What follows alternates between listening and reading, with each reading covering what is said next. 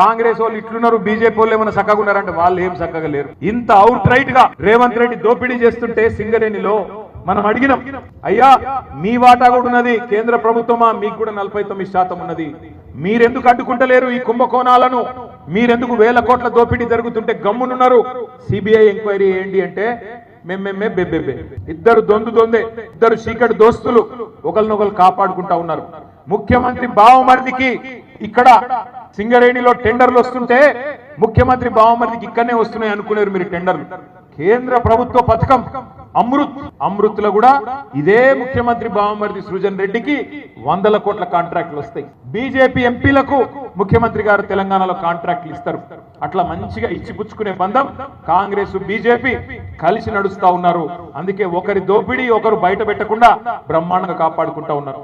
ప్రధానమంత్రి వస్తాడు ఢిల్లీకి వెళ్ళి, వచ్చి పేద మీటింగ్ లో చెప్తాడు, ఈ రాష్ట్రంలో RR ట్యాక్స్ వసూలు చేస్తున్నారు, బిల్డర్ల కాడ, కాంట్రాక్టర్ల కాడ, సింగరేణిలో పనిచేసే కాంట్రాక్టర్ల కాడ RR ట్యాక్స్ వసూలు చేస్తున్నారు అంటాడు.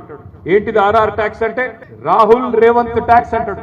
మరి చెప్పి కూడా 2 సంవత్సరాలు అయిపోయాయి ప్రధానమంత్రి చెప్పి. మరి 2 సంవత్సరాలు అయిపోయినా కూడా ఎందుకు విచారణకు ఆదేశిస్తలేడు ప్రధానమంత్రి గారు? హోంమంత్రి అమిత్ షా వస్తాడు, తెలంగాణ ATM గా మారిపోయింది, కుంభకోణాలు చేస్తున్నారు కాంగ్రెస్ వాళ్ళు, ATM అయిపోయింది తెలంగాణ కాంగ్రెస్ పార్టీకి అంటాడు. మరి దొంగలు ఎవరు పట్టుకోవాలి? హోంమంత్రి పట్టుకోవాలనా లేదా? పోలీసుడే పట్టుకోవాలి కదా. మరి దొంగను పట్టుకునే పోలీసులకు అధ్యక్షుడిగా ఉన్న హోంమంత్రి ఇలా ఆయన వచ్చి ATM గా మారింది అంటాడు తప్ప కార్వాయి చేయడు, విచారణ జరిపించడు. ఒకళ్ళ దొంగతనం ఒకళ్ళు బయట పడకుండా మంచిగా భద్రంగా కాపాడుకుంటా ఉన్నారు. ఇంకా దాని మీదకెళ్ళి ఒక కొత్త కుట్ర. ఇంత బ్రహ్మాండంగా గోదావరి నది మీద కేసీఆర్ గారి నాయకత్వంలో కాళేశ్వరం ప్రాజెక్టు మనం కట్టుకుంటే ఆ కాళేశ్వరాన్ని ఓడు కూలేశ్వరం అయిపోయింది అంటాడు. 1,00,000 కోట్లు కొట్టుకపోయినాయి అబద్ధాలు మాట్లాడతారు. లక్షల కోట్ల అప్పు అయిపోయింది తెలంగాణలో అని చెప్పి తప్పుడు మాటలు మాట్లాడతారు.